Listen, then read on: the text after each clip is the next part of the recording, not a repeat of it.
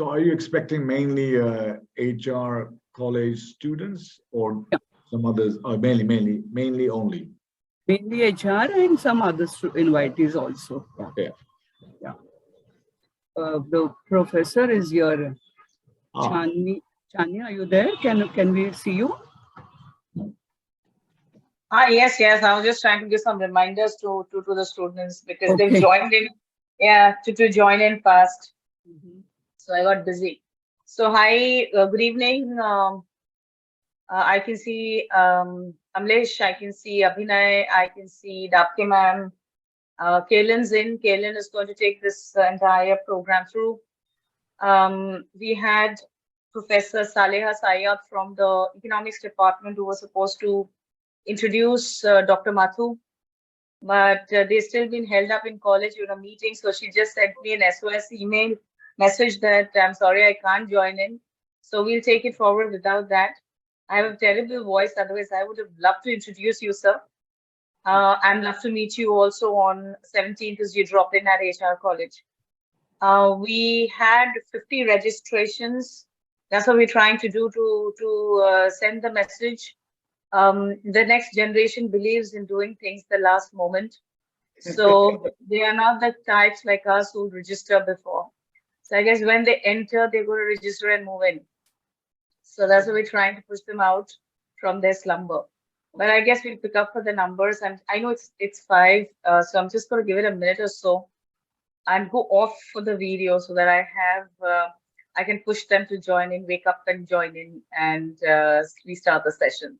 So great session. I'm really looking forward to it. I was told today that Dr. Rajan has extensively spoken about AI. I'm not from the discipline per se, so I'm a little clueless. So I'm going to really be looking forward to hear you today, Dr. Muthoo, and see how it pans out, and if it really works for any department. I think it's commendable. So I'll just go off the video so that I can get these kids to join in a little fast. So I take that lead from you. We can start in 5 minutes or so. That's okay. Sure. Thank you so much.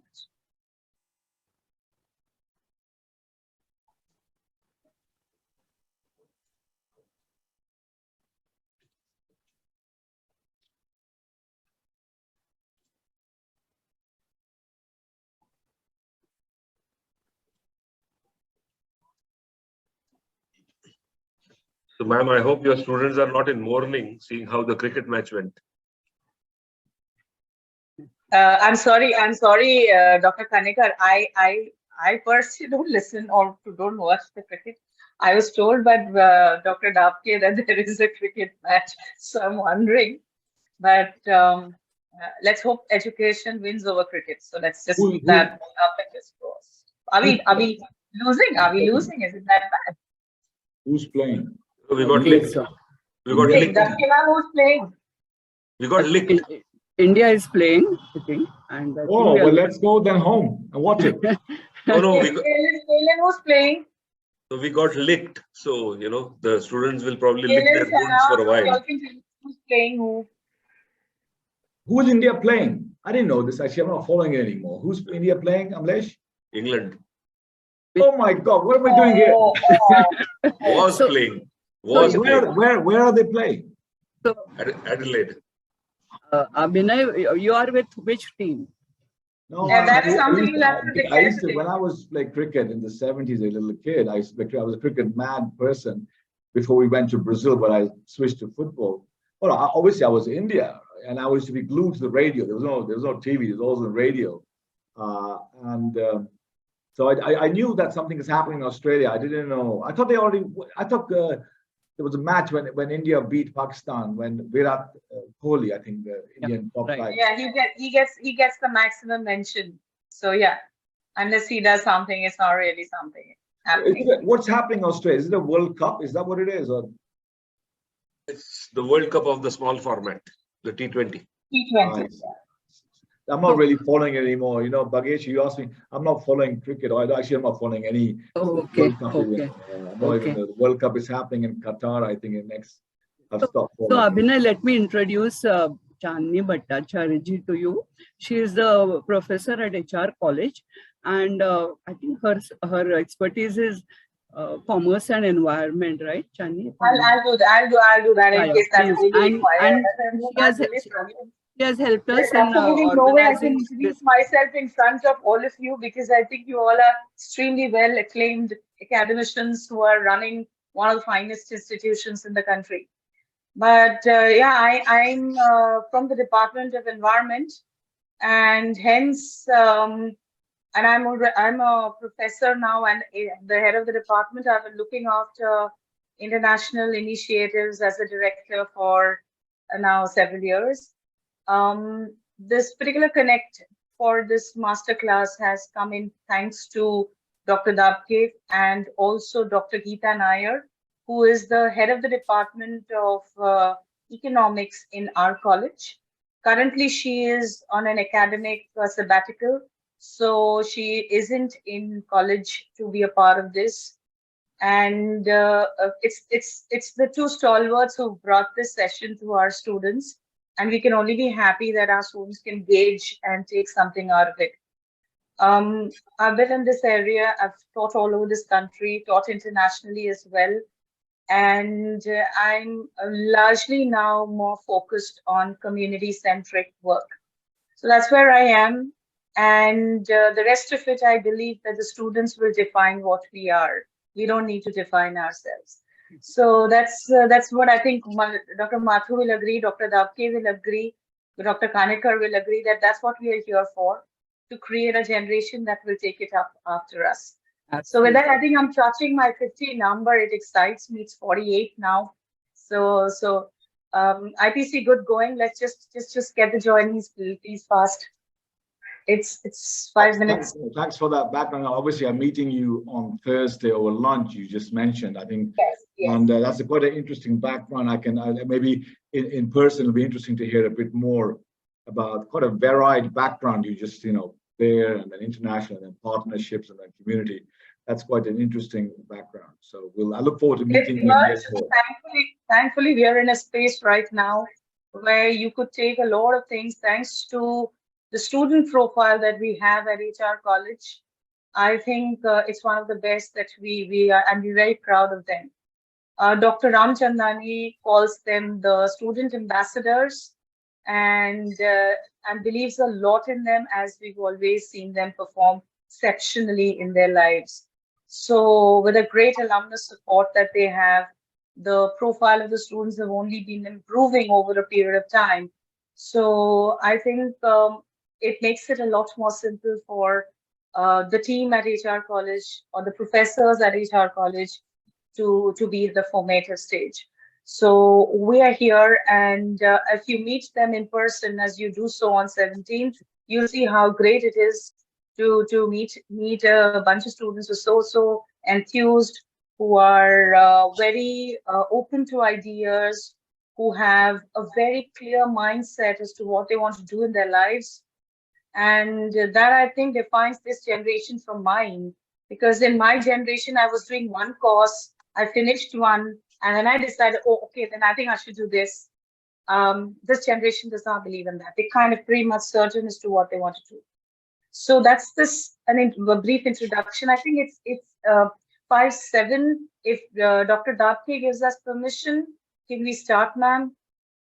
Yeah, I think we should start. But just 1 second. Chani, we have Rishi Poddar also with us, and he is the board member of MDAE. Hi, Abhinay. Rishi, I have not met you. Great to have you on board. Yeah. And I hope to meet you someday at HR College if you can. Yes, ma'am. Drop in. Absolutely. I would love to meet you.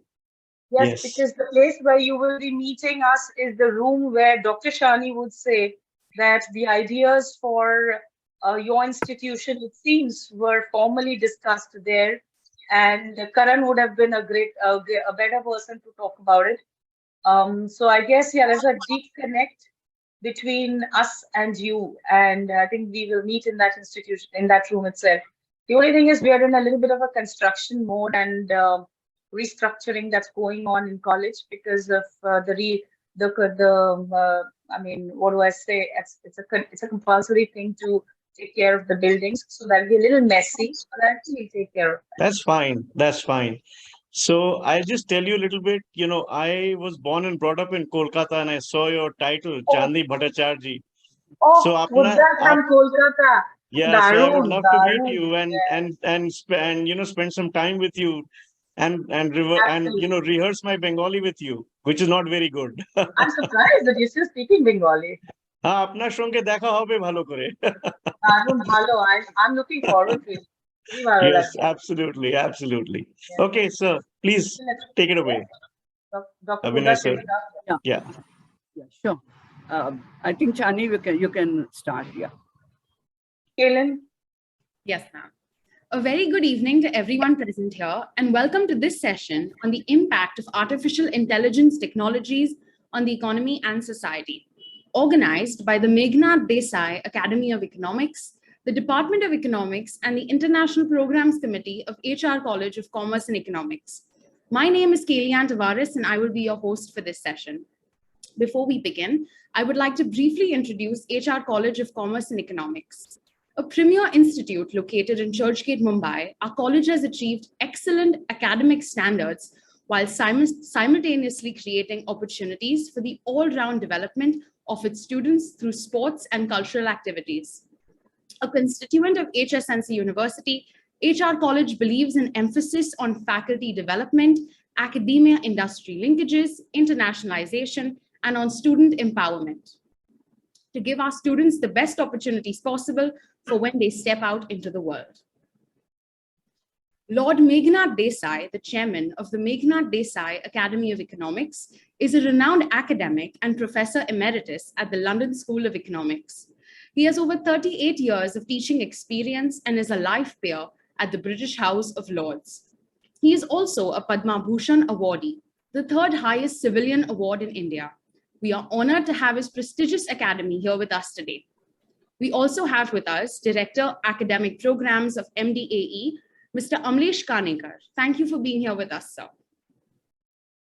AI is seen by many as an engine of productivity and economic growth, and there is increasing competition worldwide amongst countries to reap its benefits. AI has deeply impacted our lives and is slowly altering our world. But the impact of AI runs more deeply than its effects on our livelihoods and workplaces. In today's session, we will all learn more about the impact of artificial intelligence technologies on our economies and societies. Without further ado, I would now like to introduce our speaker for today. Dr. Abhinay Muthoo is a fellow of the National Institute of Economic and Social Research, a visiting professor of economics at the Meghnad Desai Academy of Economics, and a member of the Cross-Parliamentary Party Youth Violence Commission. He is an economist with broad interests. He was educated at the London School of Economics and the University of Cambridge. He has over 37 years of teaching experience across several universities, including Cambridge, LSE, Harvard, Bristol, Warwick, and Essex. We welcome you, sir. Thank you so much for being here with us today. Over to you. Thanks a lot. It's a real pleasure being here, and thank you for that introduction. Really appreciate that. I'm just sort of trying to process everything that we just did the last few minutes. Thank you, Dr. Chandani, as well for your introduction. I can see some of my colleagues from the Academy are here as well, and you obviously introduced some of them.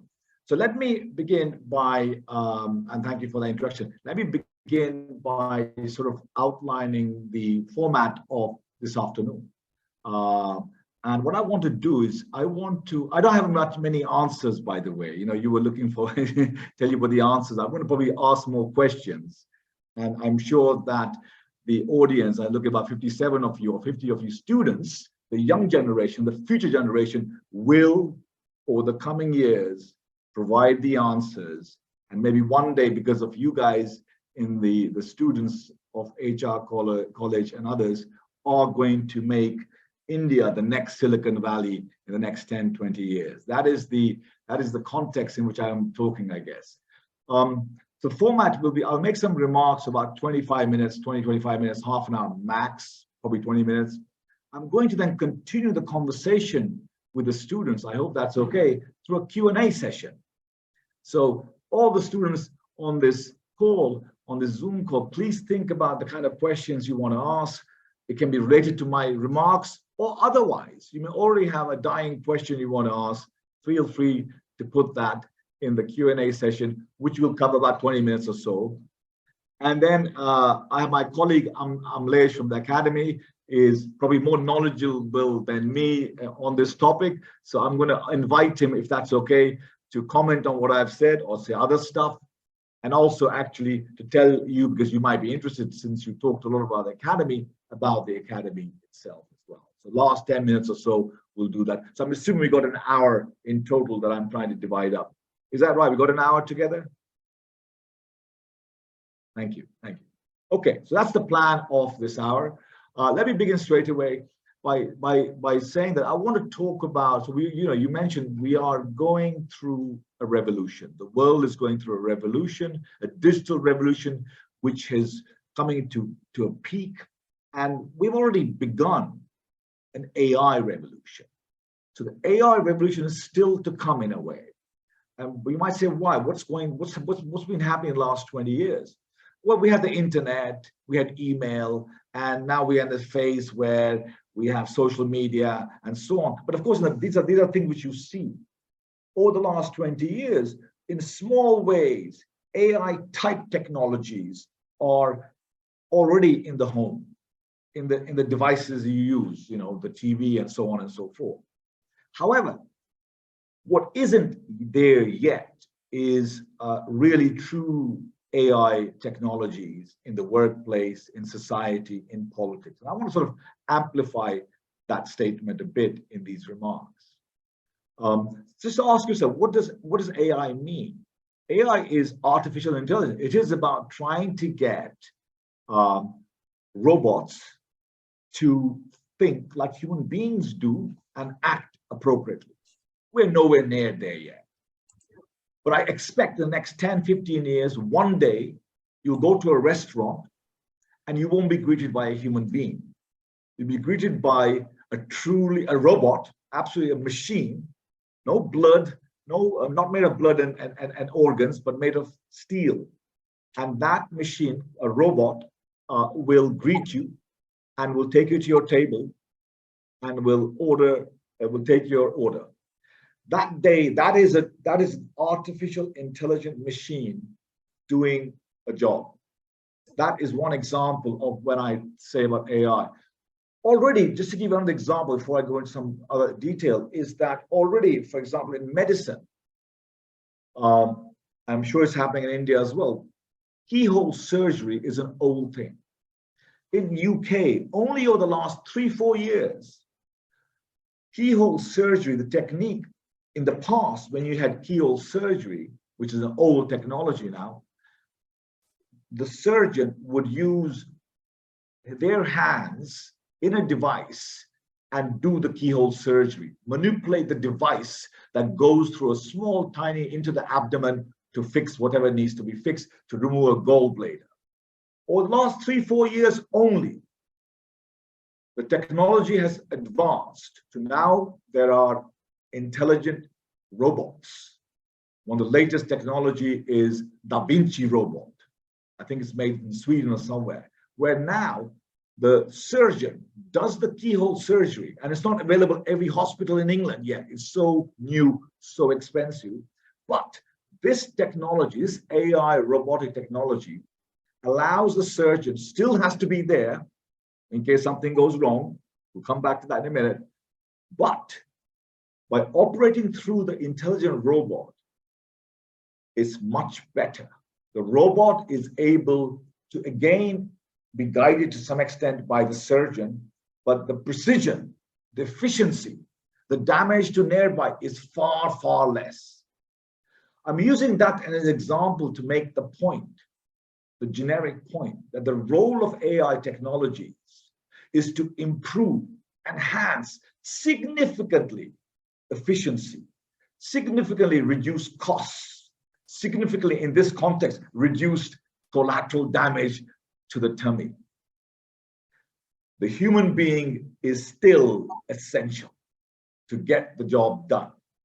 In the restaurant, There might be a bunch of robots running around, well, maybe not running around, but taking orders, maybe in the kitchen as well. But you will still have the intelligent, cool, creative chef who tells the robot, at least has told the robots at the beginning of the day, mix it with those proportions. Creativity is the next stage, which is probably next century, not this century. This century is about getting intelligent machines. I'm going to use the robots as my way to capture all these intelligent stuff, to do stuff, whether it is in medicine, in surgery, whether it is in the social space of restaurants, whether it's in the workplace. Robot, of course, in the factories where robots are deployed more and more, already are, by the way. Machines which are not that, which are dumb actually, are already on the assembly line, where once they were human beings. So when I say that it's coming, I don't mean that it's not already there. It is already there. For those of you who know, will know it's already there, but they're not. You would not consider any of these devices intelligent in the sense of intelligence of a human being. Chess, for example, another example to illustrate through examples. Today, the grand chess masters are more often losing to the intelligent machine than they were even 10 years ago. And that's because, not because the machine, the computer is more intelligent in the sense of more creative. It's to do with computing power. So when you play chess, it's a game. When you play chess, you need to calculate quite deep. What if I do this, and then he does that, and then she does that? A human being, you know, the great chess masters in the past, Kasparov and all that, were able to use holistics, not computing power, to go quite deep. Different kind of thinking, of making a decision. The machines now, the programs now, the great, amazing programs, they don't use those kind of ways of thinking of how to make decisions. They're using brute force.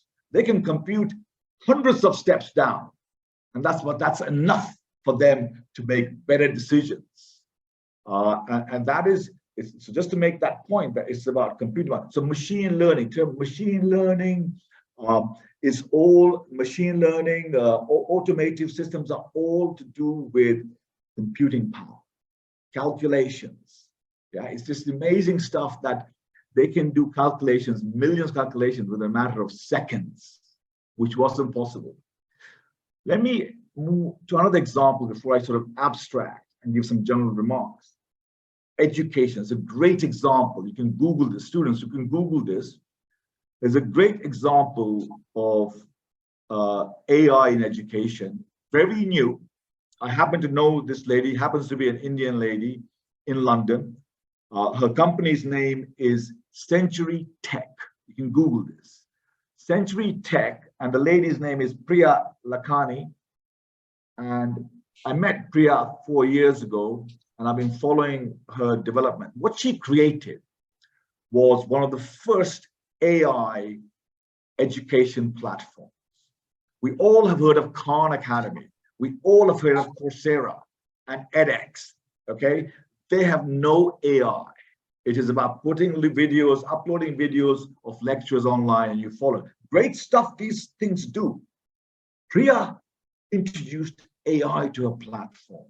And what she did, and I think this is really cool, what she did, what a platform does, is that when a student goes onto a platform, and UK schools are buying into it, when someone goes onto the platform, there is a relatively intelligent machine program. It's all programs, by the way. Okay, that's what it says. I'll come back to that point in a minute. It's a program which is relatively intelligent, which is able to slowly, I'll tell you what slowly means in a minute, learn about you as a student, about Julie, you as a student, so over several iterations, the machine, the platform learns Julie is not so good at differentiating, but is pretty good at algebra. So you end up, after the students has used this platform, let's say 10 days, it's like having a personalized tutor. Might be dumb in many ways compared to the great teacher when you have a real person, but it is better than not having something like that. And that is the power. So this is just the beginning. the power of AI one day mimicking a real and good teacher. And you can see the benefits already. Imagine we could have a platform. I think it's this future. This her thing is brilliant, but it's still nowhere near. I've tried it out. I think in 10 years from now, we will have that, because there's the constraint of technology as well, right?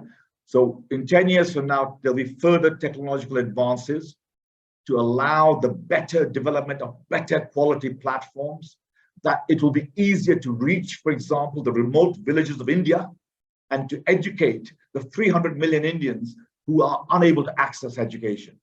It will be through this kind of platforms. So you can see already the potential power of AI technologies. They can really contribute to development, to eradicating poverty by getting education the key leveler. The problem right now where we are in AI is there's something called machine learning, which many of you'll have heard of. There's a more deeper, latest frontier is, and I'm sure Amlesh knows more about this, is deep learning. What all these methodologies of AI are trying to do, they're trying to mimic how the human brain processes information. They're trying to mimic how human beings learn.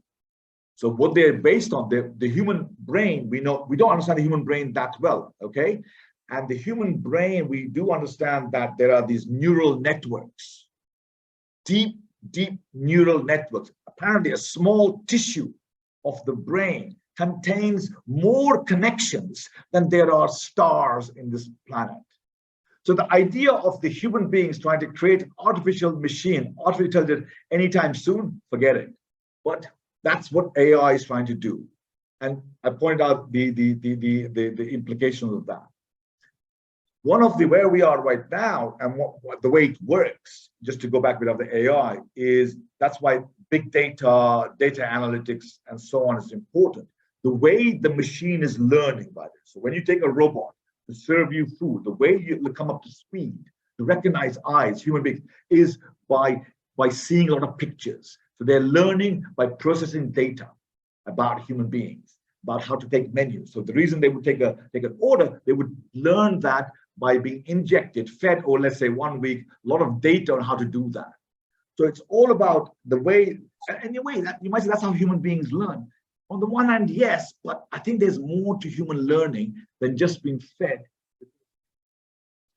Let me leave aside, I'm not going to comment too much about, it's not my expertise anyway, I'm not going to comment too much or any further, I think, on how AI is developing. I was trying to make remarks also how AI is developing, where the frontier is, where the problems are, and this century is about the AI century. By the way, I think most of you are commerce students. Want to say to you, this century is either you go and study the brain and AI, the human brain and AI, which are related, or you do economics and commerce and business. Because on the one hand, we need to really understand this technology and be part of that, and you can make a name for yourselves. Or it's the application of this stuff. It's about the human behavior, human condition. Right now across the world, for example, going to politics, the world is burning in so many ways, literally certain places, latently elsewhere. And there is come a point in the human history whereby after 70 years of peace, let's say relative peace, all relative, after the World War II, that everything seems to be up for grabs. How do we do politics? Some countries have introduced electronic voting, okay? Brazil had elections last Sunday, and there was a switch, very interesting switch from the right to the left. And it was done through electronic voting. India, I think, doesn't, I'm not sure what India does, whether it's electronic or not, but you can see how some people are concerned that with electronic voting, there might be someone trying to do, hera peri, as they say in Hindi, right? So AI could help here. AI technologies should be developed to help ensure that, at least from a technological science point of view, that can never happen. Of course, the worry is that, okay, you've got a great waterproof technology, but then the human interference could mess up. But the future in politics, more AI technologies will be used to decide on elections, to decide on policy. So, for example, just talk about politics, where the party is deciding on its platform, its campaign, and so on. They will be making greater and greater use of AI technologies of various kind, for example, to process data.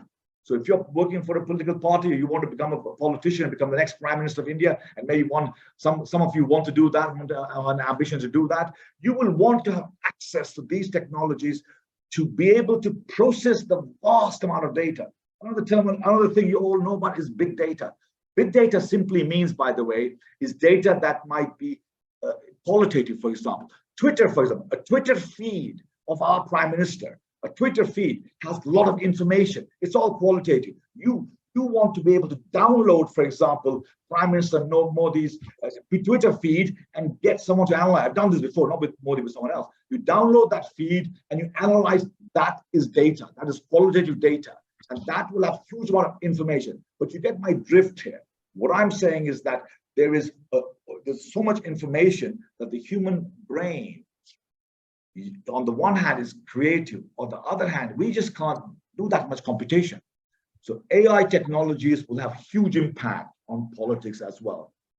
I'm looking at time. Okay, I'll go another 5 minutes, and then I will stop. So I want to sort of pull together these remarks I made.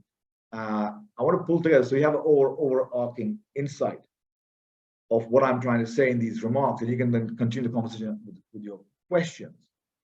So AI technologies and AI more generally, this revolution we're going through, we are going through tech AI revolution. No one can stop it. No one on this planet will be able to stop this. No human beings except God, maybe. And so this is here to stay. This century, we will see this technology developing at a fast rate, and this technology then being absorbed and applied for the betterment of humankind in medicine, in health, in education, and elsewhere in the economy, in the workplace. I didn't spend too much time talking about the future of the work. How we're going to work, how we're going to learn. This technology is going to disrupt all that. And in a way, it is scary. It is scary on the one hand, but at the same time, I think of you youngsters, this should be exciting for you because it's an opportunity to have an impact. When I was growing up, everything was steady state. Everything was fine. So Abhinay just learn, spit it out, and get a job for life. Now, no jobs for life, at least in the West, no jobs for life, and you keep on learning all the time. So it's exciting in many ways. It's an opportunity. By those we're in India. I'm in India. This is a great opportunity for India to say that let's stop being the back office of the world. Doing the back office of this bank and this. No, we want to be the leader. I made this point. We should be. I want you guys here, HR college students, to have the ambition to be the next Steve Jobs of India, to be the next Elon Musk. I'm not saying tomorrow. I'm saying the next 20 years. It's not. By the way, Steve Jobs was not a technician, not a great engineer. Neither is Elon Musk. They are entrepreneurs. They see the future. They recognize the importance of it. They hire better technicians. India has great technicians, great engineers. What we are lacking is the Steve Jobs of this world to say, I'm going to put the engineers together. Right now, by the way, give me an example, a project right now. Right now, Twitter is under fire. So I'm on Twitter, I don't tweet. It's under fire. And a lot of people are switching to some other platform called Mastodon. I don't know how many of you know this. It's not a great platform. It's collapsing. The platform is collapsing. So here's a great opportunity. 10 Indian visionaries I think we have technical skill. Produce a platform that replaces Twitter for the next few years. I hope Elon Musk didn't hear that, by the way, But I'm giving you an example. You don't do that. But the opportunity requires vision. So you can choose a field, education. If you Google Priya Lakhani, she said, I wanted to make a difference in terms of education. And education is a great thing in India. We want to go from a $2 trillion economy to whatever is $3 trillion economy to a $10 trillion economy in 10 years. We need to innovate. We can't just be the followers, which is at the moment where we just follow. We'll do the back office stuff. We'll imitate. No, India has to be a country that is bolder, more ambitious, that is going to be ambitious to say we're going to be leading. at the moment in the world in AI, if you want to know, you probably know this, is the Silicon Valley is number 1, London is number 2, and China is number 3 in terms of investment in AI. And India is down under in terms of how much is investing in AI. And we need to raise our game there. Let me stop here and invite you. I didn't catch it. Helion. Over to you to continue the conversation with Q&As. I can see there are a few questions, but however you want to manage it. So thanks a lot. As I want to make sure that you guys talk and ask questions, that we have a conversation and interaction. And of course, I'm sure Abhilash especially trying to jump in, wanting to jump in. We'll, at this point, or after a few questions, I'll let you decide, Kailan. So I'm happy to moderate the questions. If that's what Celia and you think we should go to questions. Yes, sir, sure.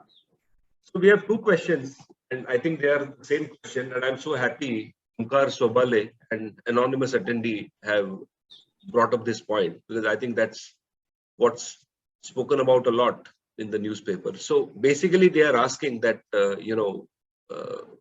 AI. They believe that AI causes joblessness, jobs become irrelevant, and in fact, anonymous goes on to ask whether AI might be the reason behind the upcoming global recession. So thanks a lot, Amlesh. Thanks a lot. On the first point, absolutely that it is the case that if you have the robot going to restaurant, a human being's job is gone. The waiter, waitress job no longer exists. So we do know that any kind of disruption, any disruption, any technological disruption to the economy will create that unemployment in the short run. This is the key point. The key point is that it's interesting, it's challenging, but challenging. So certain jobs will be automated. I make the point, at least in England, I make the point, do not become an accountant, because they'll only be required a few accountants, because certain jobs will be automated over the next 10 years, okay? And at different speeds, different countries. Therefore, the way to deal with that is that we need to invest in the skills that will be needed. So for example, at the same time, there's a shortage, a worldwide global shortage of top quality economists. Seriously, there's a shortage of data engineers, of software engineers, of people who do AI stuff. So basically there's going to be a restructure of the economy. That's why when you youngsters are choosing your careers, what you're investing, you're learning in, you've got to just be cognizant of where the demand, what sort of skills will be demanded. But in terms of Abhinay, are we going to have jobs for us? Are we going to be able to prosper? Absolutely yes. And will we be living better than now? Absolutely yes. Absolutely yes. But the kind of jobs you will be doing, no one right now can forecast. And what I said earlier on, one of the important things is that I see the next 20, 30 years where there's no jobs for life, unless you're an Indian civil servant, maybe, or an academic at HR college or any other university. But you have to learn to learn at the age of 40 new skills. It might happen that the speed of disruption. You have to be able to be relaxed about moving from job to job. You have to retool, rekit. That it's not just you do it right now and I'm in steady state. There's no steady state for the next 20 years. That's what I'm saying. 30 years, no steady state.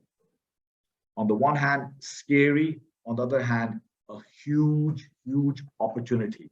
At the end of it, will the world be a better place? Yes. Recession caused by AI? No, it's not caused by AI. AI is not cause of this recession. The cause of the recession, the low growth rate across the world is partly obviously now, partly COVID related. Supply chains were closed or shut down. All you students will know about supply chains. They were frozen during lockdowns. And it takes months. It doesn't have, just because we lift lockdown doesn't mean that let's go back to normal.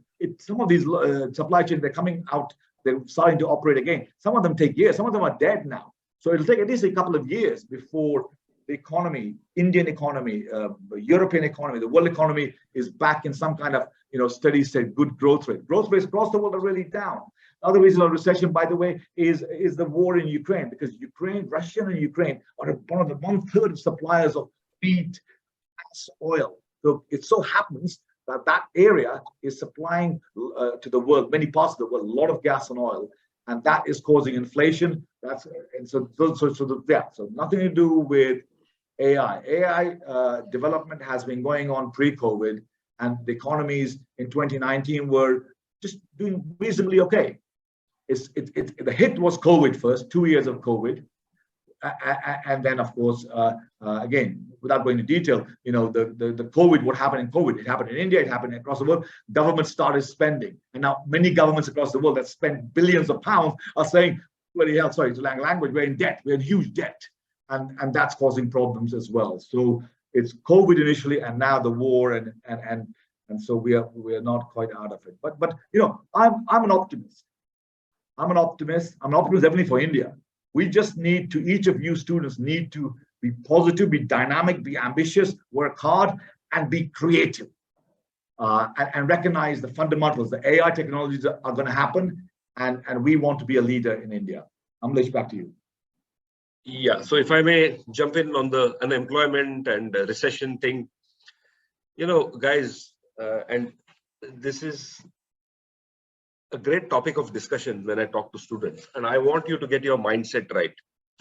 So, I'm going to share my screen because this is HR college. So we are talking about finance experts, students who are learning finance, accounting, etc. And there's a lot of questions coming around this. For example, Tamiksha Bhosle is asking, so basically demand for chartered accountants will be less in future, and financial analysts and hedge fund managers will be more in future. I'll share my screen. Just read my screen, spend 30 seconds, and then I'll talk about it. Yeah. Give me a minute. Can you see my screen? I hope everybody can see my screen.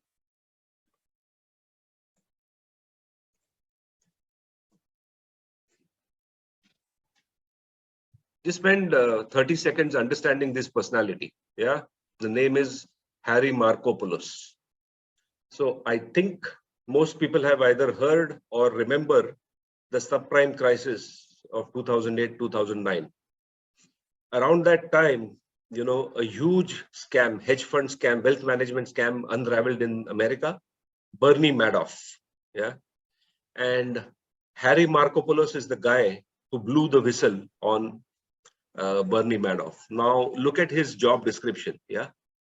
Forensic accounting and financial fraud investigator. This is in your domain. This is in the domain of HR college students, right? And he blew the whistle. How did he blow it? The answer is down here.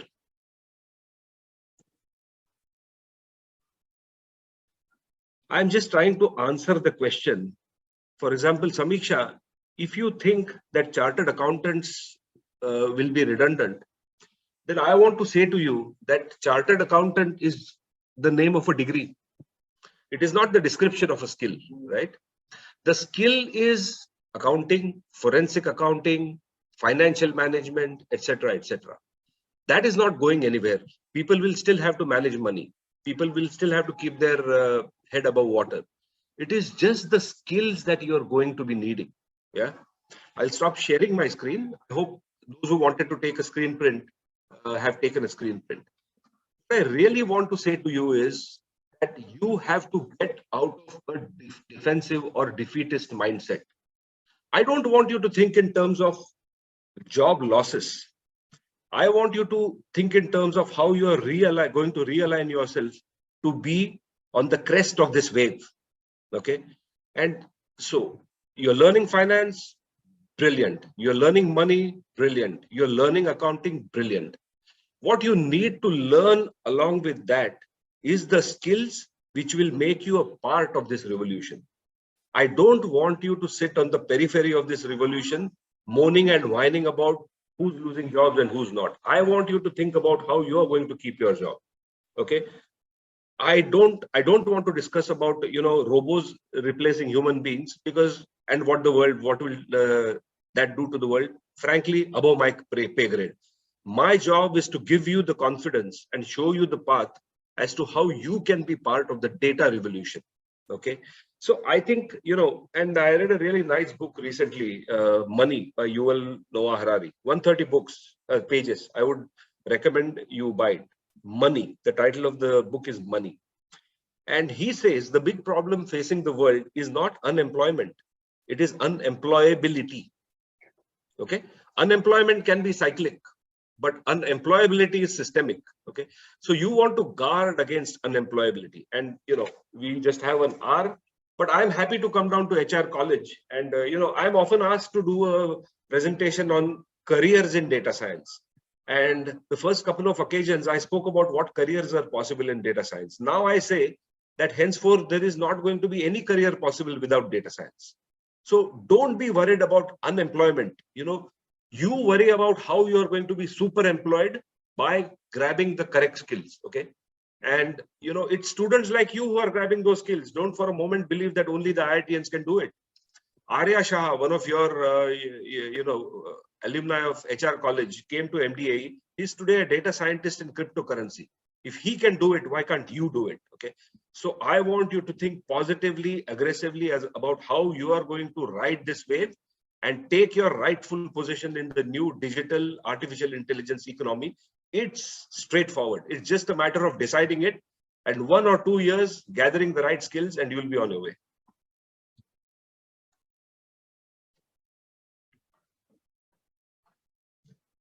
There is another interesting question from Prisha Seth. She's talking about the central bank digital currency. Okay, she wants us to know what our take is on CBDC. Will it be a substitute of the current SWIFT banking in some nations? How is the domain of fintech going to advance henceforth?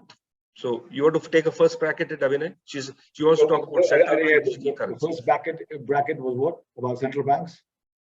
So firstly, she wants to talk about central bank digital currency and whether it will be a substitute for SWIFT.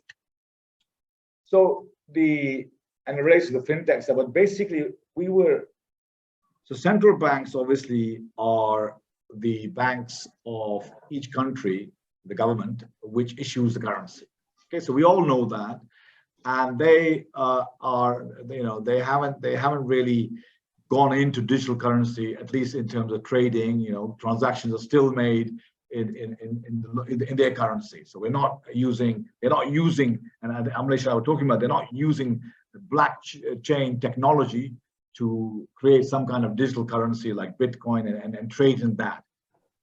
That exists. And the reasons for that, by the way, the reasons for that is control.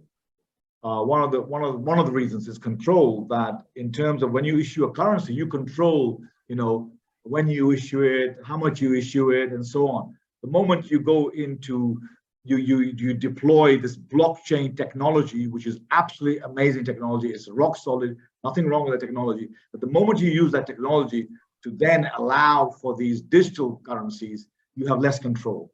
So I don't see that happening anytime soon. And do I see that happening in the future? Yes. And it's less technology, although Amlesh will pick up the question about fintech, and there may be room for further development in the markets and so on. But I see, in terms of my prediction, for what it's worth, is that I see in this century, currencies like rupees and dollars will go away, will slowly go away, and we'll have some form of digital currency that is the modus of how we trade across the world. Now, what it looks like, I don't know. Amlesh can pick the question about fintech and say something that might suggest what it might look like. But that's my answer to the question about the role of central banks, and it's still going to be what it is, basically.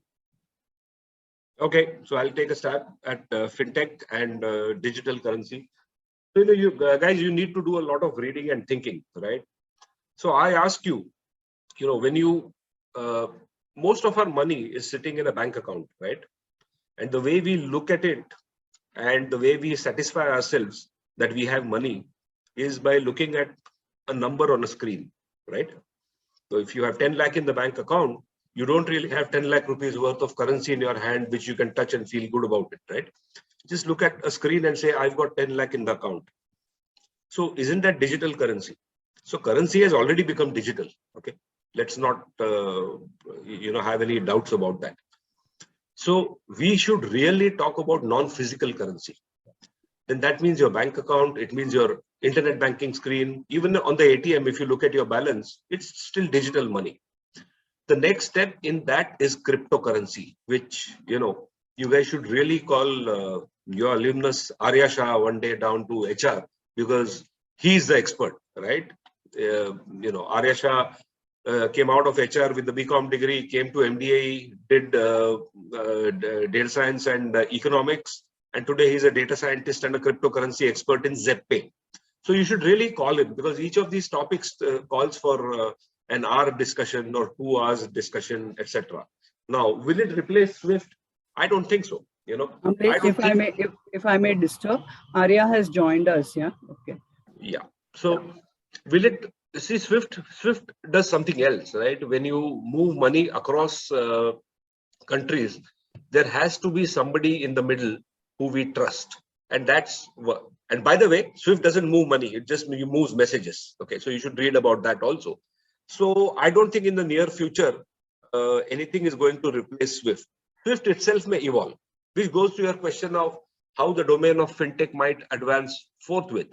And who knows? I'm just thinking. I'm a dreamer. Today, if I have to send money from India to America, I go to my bank, and they do that transfer. So they handle the SWIFT messages, MT99, MT101, MT202, etc., etc. Now, is it possible that the SWIFT network will simplify to the extent that I can generate a SWIFT message sitting at home? If that happens, that could be an evolution of fintech. Now, to understand how fintech is evolving, if we look at the past, if we understand where we are coming from, then it's very easy to understand where we are going. So I want you to think about 30 years ago. Most of you were probably not born, and what it took to do banking. I used to go with my mother to the branch, and they used to give her a token, and we used to sit on the sofa. Most of the times we used to stand, and then we had to queue up, and there was this teller behind this wire mesh, and he would hand out currency. And today, GPay, it still fascinates me. I've been using it for a year, but it still fascinates me. So these are examples of fintech. Okay, and if you really understand that, you can apply it almost anywhere. And why only fintech? Why not property tech? If today you want to sell the flat, your parents want to sell the flat you live in, or they want to buy another flat, there is this complex process where you have to go to the registrar's office with the seller, then you have to go to the society, and you have to beg and plead the managing committee, etc., etc. Now just imagine. And I don't want to use the word blockchain, but eventually these things will go on blockchain. And, people who certify the sale and purchase of property or transfer of flats will be people like you and me, who are validated users on a blockchain. So in terms of how fintech will evolve, just look around you. Anything that is, pain in the neck, requires you to get up, go somewhere, stand in a queue and do something. It's a candidate for replacement by tech. Be it fintech, insurtech, wealth tech, property tech, any kind of tech.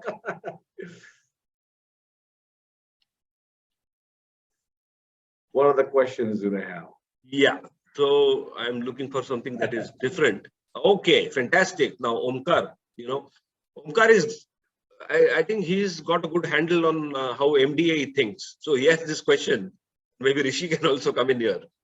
Developing countries justify their higher carbon emissions as a requirement for their economic growth, as done by now developed countries like USA, UK, etc. My question is higher carbon emissions justified for economic growth?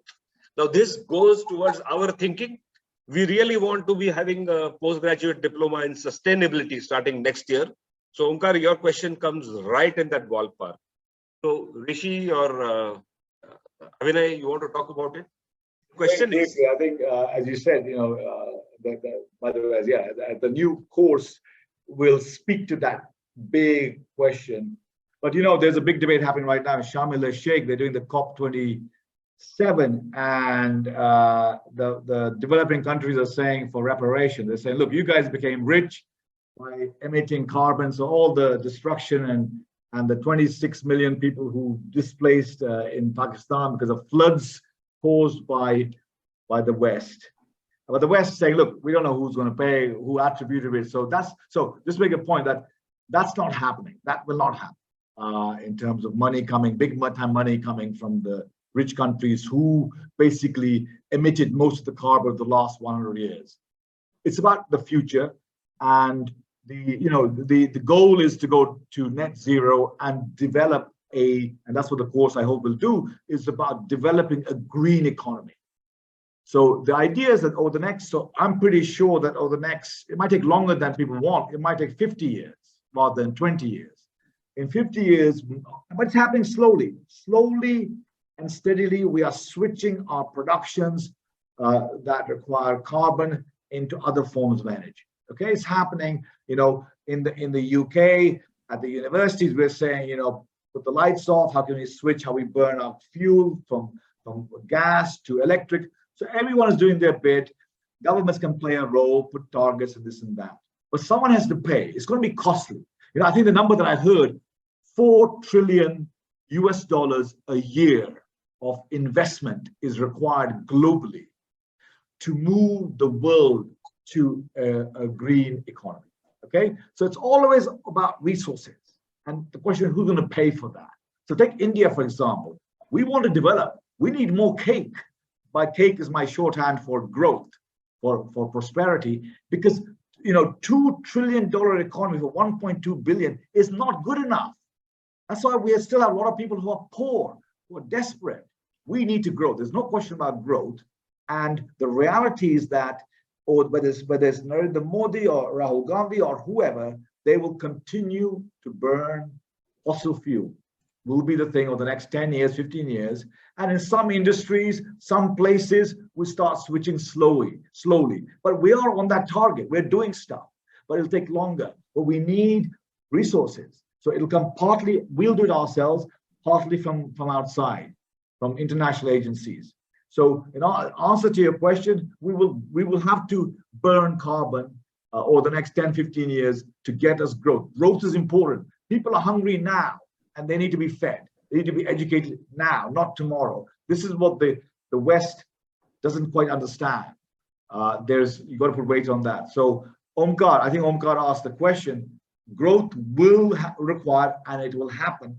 Even in the West, carbon will still be used, and we're going to transit. There's going to be a transition period, which will be slowly happening, maybe accelerate at some point if we get some cheap technologies. Because technology is there, it's very expensive. That's the problem to use. But it'll happen in the next 20, 30 years. I think that's what I think. The transition is the transition phase, but the transition to the green economy will take 30 years, 40 years. And in the meantime, we're still burning fuel. We're still burning fossil fuel. Absolutely. So the pragmatist in me is with you.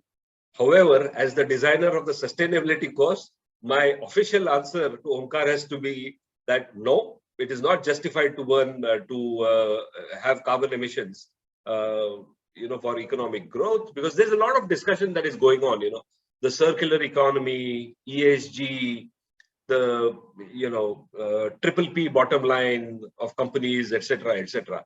So Omkar, we want to become people who say that we can have growth without carbon emissions. But as Dr. Muthoo said, we are some distance away. But we have to commit ourselves to being there. That's for sure.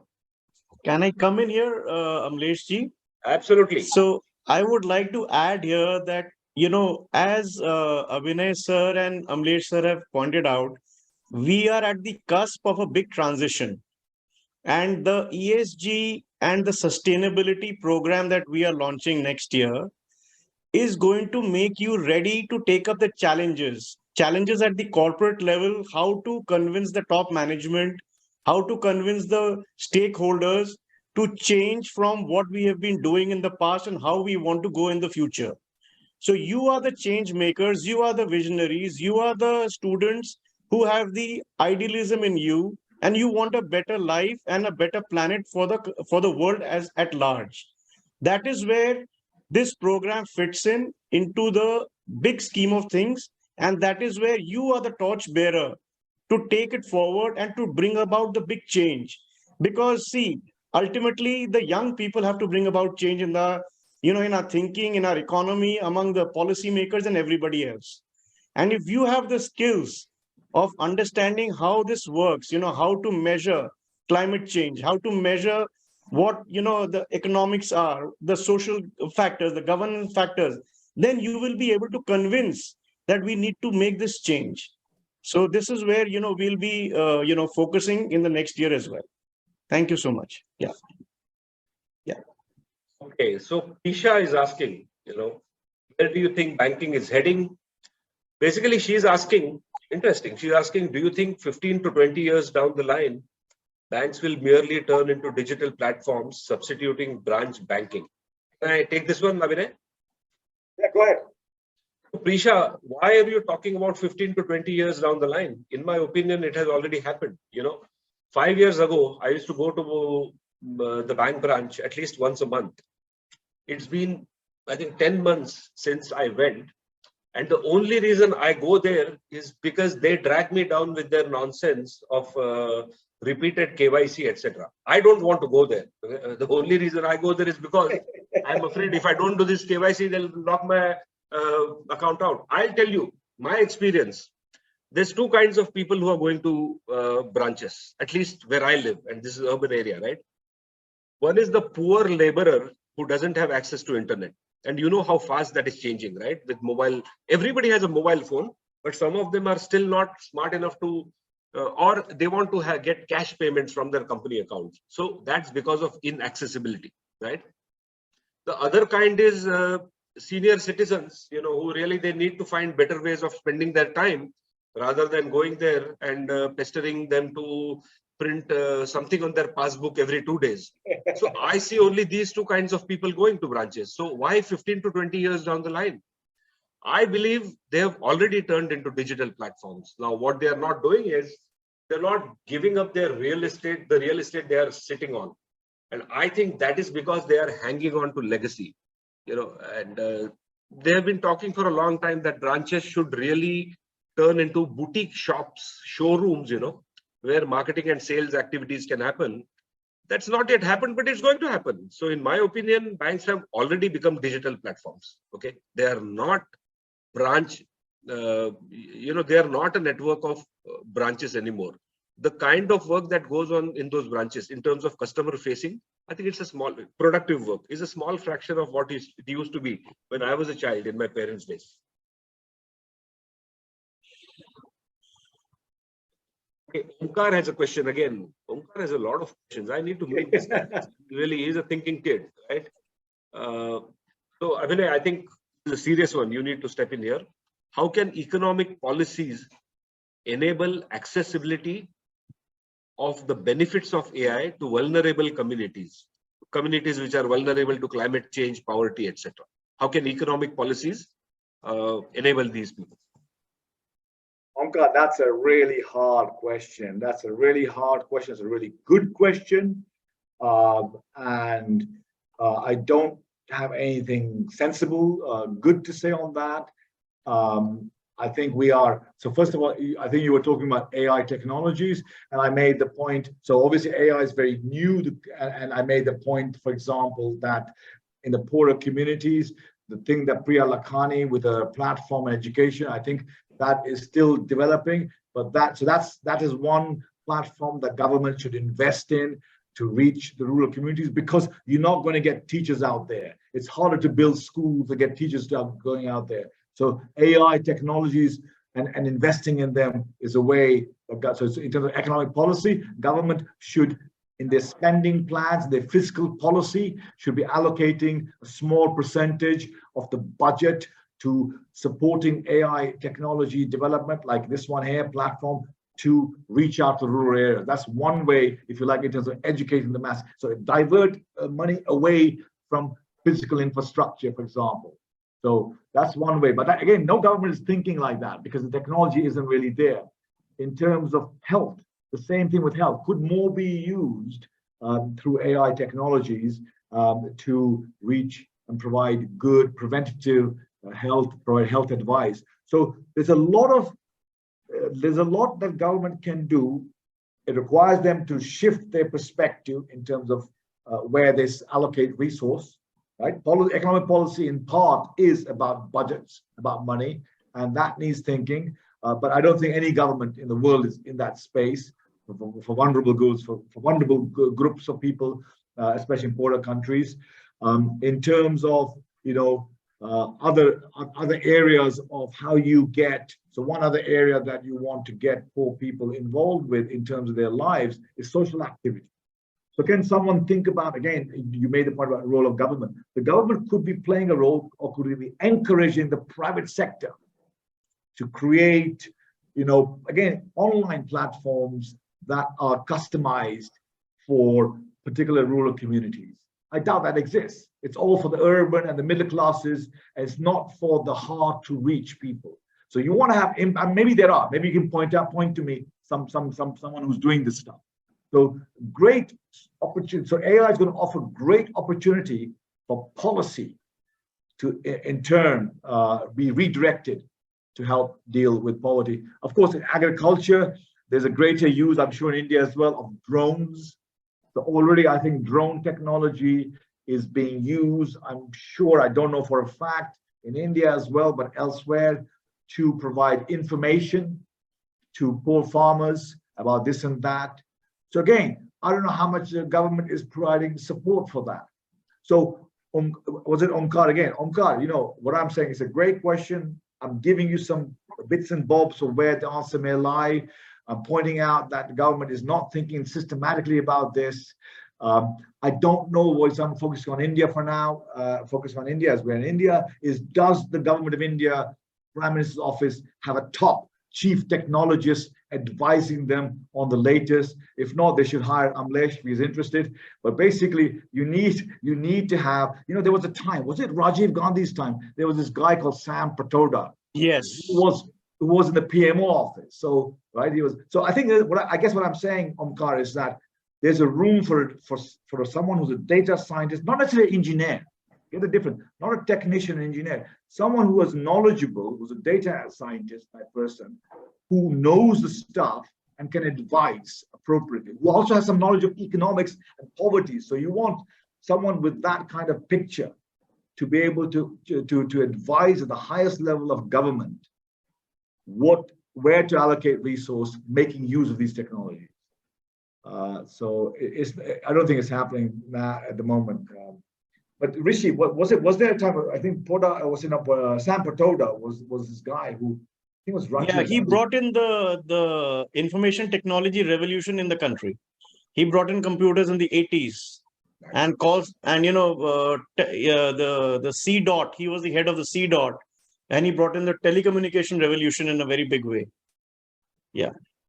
Yeah, I think that's Omkar. That's what we need. We need for our government to recognize. I think they already do, but more than they are, because you have to invest in that capacity.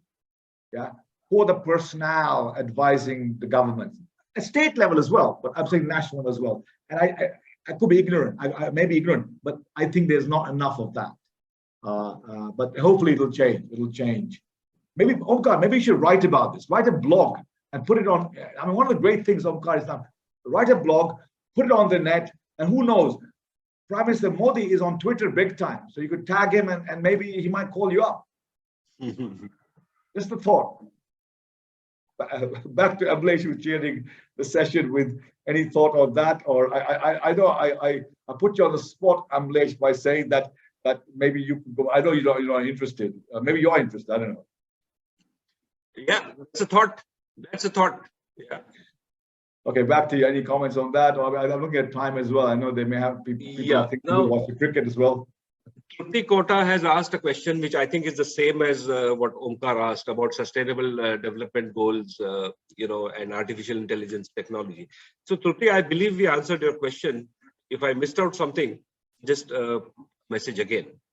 Now, there is one more question about what are your thoughts on the growth of MarTech companies? And I'm just going to quickly see who asked that question, right?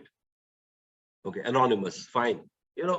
Some time ago, somebody asked a question on fintech, and then I spoke about wealth tech, and then I spoke about insurtech, etc.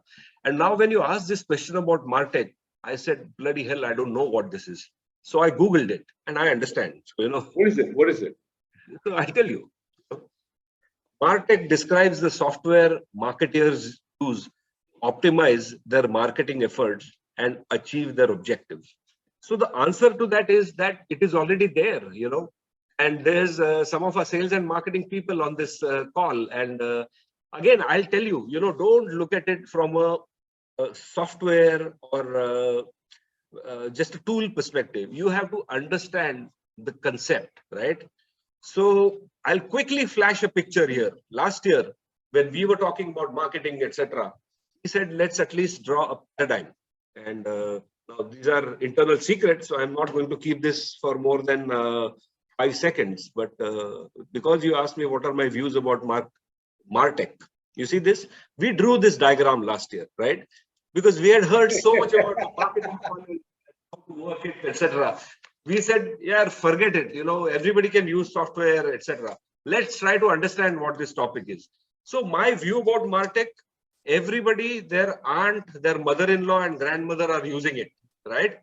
And the only worry I have is a disproportionately large number of young people seem to be getting into marketing. Marketing is great, working the funnel is great, but I think too many people may be getting into it at the expense of other really lucrative and exciting fields, such as, forensic accounting or, statistical analysis, etc. So my view about MarTech is, it is all over us. All those calls that I get for a car loan, for this policy, that's MarTech. It's here and it will only keep on getting more and more severe because they really want to, get us in their funnel and make sure we trickle down. So these are my views about MarTech. Very much here.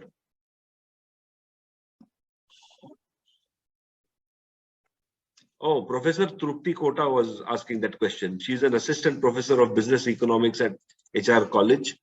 And yeah, so Professor Trupti asked, what is the role of artificial intelligence technology to achieve the sustainable development goal, decent work and economic growth with reference to India?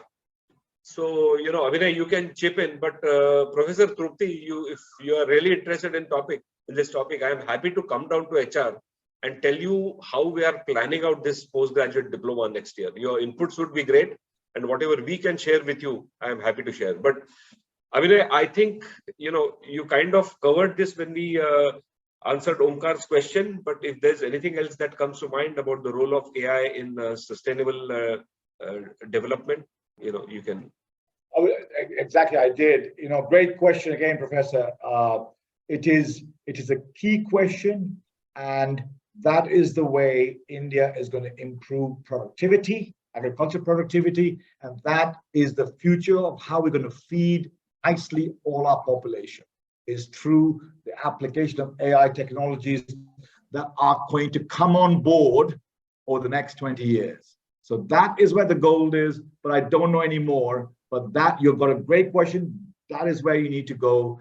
And I would say it's a great bunch of research papers written on this topic. So actually, great question, the role of AI technologies in promoting growth and sustainability.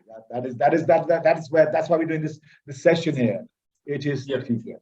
So Professor Trupti, there is another way of looking at it. So again, I saw you because you posted 2 more questions. So you're saying, can we leverage AI to just, increase en masse the employability of people in India? That's how I'm interpreting it. Anyways, that thought is also worth discussing, So that's what we talk to young people about, that even though everybody is talking about unemployability and unemployment, how do you ensure that you stay employed? Okay.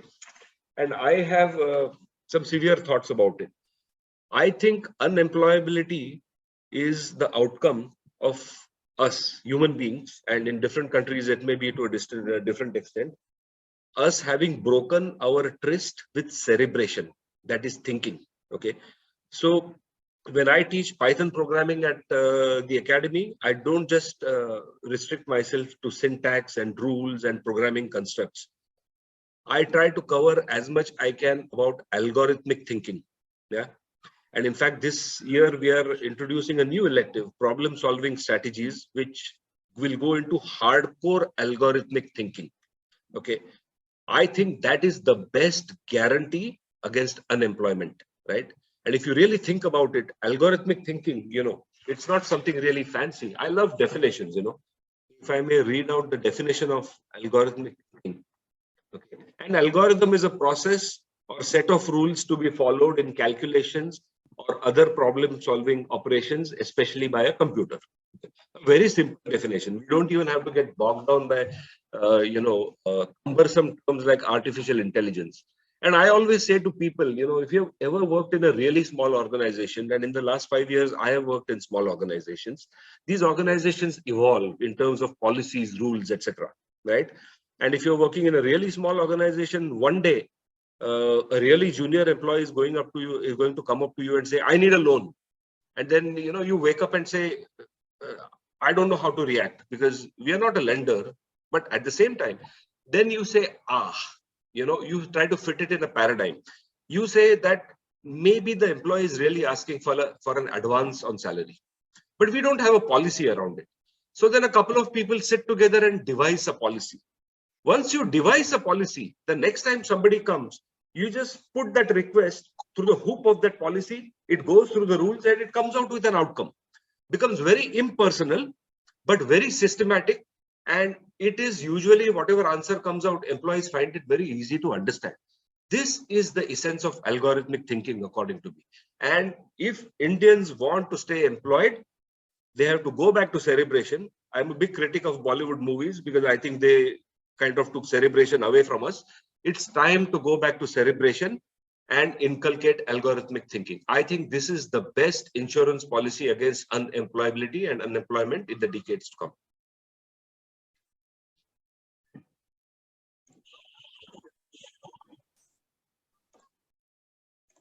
Well, in terms of questions, we are more or less done now. Good performance, Usually we are unable to catch up with the questions and then we say, let's do a follow-up session. So the questions are done. One more question coming in, maybe. Well, now we are getting compliments. Fantastic. Okay, so Omkar says, thank you, professors. Very insightful answers, and I'm definitely writing that blog to the PM. Brilliant. Abhinay, one more guy you inspired, right? Thanks a lot. Thank you very much. Thanks a lot. Amrit, do you want to say a few words about the academy, or you said it, I think? Well, I actually see this is an academy. I try to say that this is an academy. Yeah, all academies educate, but I like to think of MDAE as an academy whose heart beats for the students. So what I just want to quickly show is what some of our students have gone on to do. Yeah. And they are exactly like you guys, again, please understand, these are not IITians we are talking about. These are students like you. I feel really, enthused when I look at the outcomes that we have. Okay. We have Arya on the call, right? So, he's one of my favorite students. Just in terms of willpower he has shown and the can-do attitude he has shown. And that's what has gotten him here. He's like you, he's your HR college alumnus and a BCom graduate, came to MDAE. And I still remember the days when Arya was struggling with programming, he was struggling with data science, and look where he is. So Arya, you need to unmute yourself and tell everybody some of your experiences regarding your journey. I think you're online, right? Yes. Hi, it's nice to see everyone. Likewise. So yeah, about my journey, I would say that I always thought that MDAE was like always ahead of the curve in terms of the skills that you should have in the future, and it wasn't very conventional in categorizing education, because I think very few academies saw it coming, and even today, and not just in India, internationally, very few universities saw this coming, that disciplines are getting more and more interconnected, and you cannot have you cannot have degrees which do not include at least educating on a high level about how next generation technologies would work and would help solve the inefficiencies that exist everywhere today. So I came in, I joined MDAE with like absolutely no knowledge about programming at all, and but I was pretty curious about tech and about everything in general. Like I'm just like very inquisitive by nature, and I wanted to get into cryptocurrency. I actually was, tilting towards it 6 to 8 months before the placement season started, and I got into ZepPay. And I was, in fact, I was one of I think the only student who had probably not applied for a second option or a second job. So right now I'm doing algorithmic trading and a whole bunch of other data science stuff for them. Uh, and where it helps, I would like, for giving an example, my projects out there have been like, a little broad, because that is also not a huge organization. It's like a medium-sized organization. So I don't have a very specified role, but anything that falls within, data science capabilities is assigned to me. So for example, the trade team, it's doing a lot of different you know trades, but they don't have their trades automated, for example. So they participate into market making, and they have some trades which just have to happen. So and then they have some trades which they have in mind. Since cryptocurrency is like not a traditional market, you have a lot of scope in terms of innovation, and like coming up with new trading techniques, which you wouldn't otherwise apply in the stock market. So but then that's like you're talking in hundred thousands of dollars. It's pretty risky. So if they did not have the right amount of clarity whether they should implement certain strategies or not, I would real time carry out simulations for 24 hours, for 1 week, or for like 10 days. And I would show how their actions would pan out. And kind of like a, if anyone's heard about sensitivity analysis, come up with a sensitivity analysis of what the range of output of our actions would be. So that's the kind of projects I've worked on. Other kinds of projects are little mainstream data science work, like querying data from the database and giving insights on key performance indicators, and what are, for example, what kind of trades are the top 100 customers carrying out, for example, by volume, or like the top 100 customers by activity, or top 100 customers by amount, and stuff like that. So yeah, I mean, I'd like to take any questions, anything more specific that anyone wants to ask, either about currency or about just Arya. Yeah. What I really remember about you when you came into MDAE was, of course, you have really climbed uphill. But what I remember most about Arya is that when he came to MDAE, in the years preceding to that, he had a really debilitating sports injury, which required a long period of rehabilitation. And when he came on board, I was wondering how this kid is struggling with so many obstacles that he has to overcome. In the aftermath of an injury, a BCom student trying to learn hardcore mathematics, statistics, Python, machine learning, etc. And man, I feel blessed that you have walked this path, and someday you need to go to your college and tell those students what kind of mental makeup you have, which made you undertake this journey successfully. Hats off to you. Thank you. Yeah, folks, any questions for Arya? I can see Dr. Kanekar very affectionate about Arya's journey. So Arya, welcome to HR College. Anytime we are there for you. I don't know how much and what is your work schedule. My connect, I'll just share with you on the chat. Definitely. So do drop in, and we'll be more than happy to have you talk to our students, right? Definitely. And Arya, do it as a manner of giving it back to your alma mater. Yeah. We couldn't have taken you where you have gone if the foundation had not been put in by HR College. So never forget that. There's bits and pieces of information and knowledge that I consumed everywhere that has, all contributed together. And Yeah. And after you're done with the HR students, do come over to MDAE and address the MDA students. I think we are done with all the questions about talking about the MDAE. I kind of, used my marketing skills while Arya was speaking. I flipped through the slides. I just wanted to give Dr. students an idea. let's give it back to Kaylin. She will then take it forward from there. Absolutely.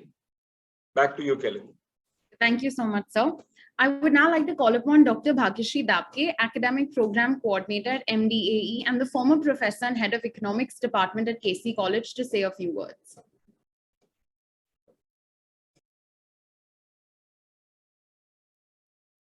Ma'am, you need to unmute yourself. I would just like to say here that Professor Abhinay Muthoo has come down all the way from London to teach MDA students, and he's teaching a course, microeconomics, and the students are enjoying so much. They're getting a kind of a flavor how education is taught in foreign universities, because he comes from Warwick, he has studied in LSE, so we all are learning a lot from him. And I really feel MDA students are benefiting a lot with that. And I would say Professor Amlesh Karnikar, he's a data analyst, basically. He's a director at the academy. He teaches analytic courses, data courses. And we at MDA, we believe more as to how to connect theory to practical application, and we prepare students to be industry ready, So we try to bridge the gap between academics and application, and so that's when they start working, they don't fumble or they don't struggle, and students are ready and to work in the industry, and they're doing extremely well. Yeah, so this is what I thought I must share, and I thank HR College faculty, principal, to give us this opportunity to share our thoughts with your students. Yeah. Okay. Thank you so much, ma'am. I will now be proposing the vote of thanks. It gives me immense pleasure to acknowledge each and every one who worked towards making today's session a successful one. Today would not have been possible without the collaboration of three organizations: the Meghnad Desai Academy of Economics, the Department of Economics, and the International Programs Committee of HR College of Commerce and Economics. I would like to start by thanking our principal, Dr. Pooja Ramchandani ma'am, our vice principals, Dr. Jasbir Sodhi, Dr. Naveen Punjabi, and Dr. Rani Tyagi. I would also like to thank Dr. Geeta Nair, Professor and Head of the Department of Economics, HR College, Professor Saleha Syed, and the entire Department of Economics for their support. Next, I would like to thank our speaker for today. Thank you so much, Dr. Abhinay Muthoo. Thank you so much for taking the time out to educate our students on the impact of AI. I would also like to thank Dr. Bhagyashree Dabke, the Academic Program Coordinator, MDAE, for helping us successfully organize this event. Thank you, Mr. Omkar, for facilitating all the details. I would also like to thank Mr. Amlesh Karnikar and Mr. Rishi Podar for all their support. I would also like to thank Mr. Arya Shah for sharing his experience with us. Finally, I would like to thank our teacher in charge, Dr. Chandni Bhattacharjee, for giving us many such opportunities. The success of this event lies in your constant support and encouragement. A big thank you to my fellow IPC members for making sure today was pulled off effortlessly and effectively. With this, we come to an end for today's session. Thank you to all our attendees. We look forward to hosting you at our next event. Thank you. Thank you so much. Thank you so much. Thank you very much. Bye-bye. Thank you.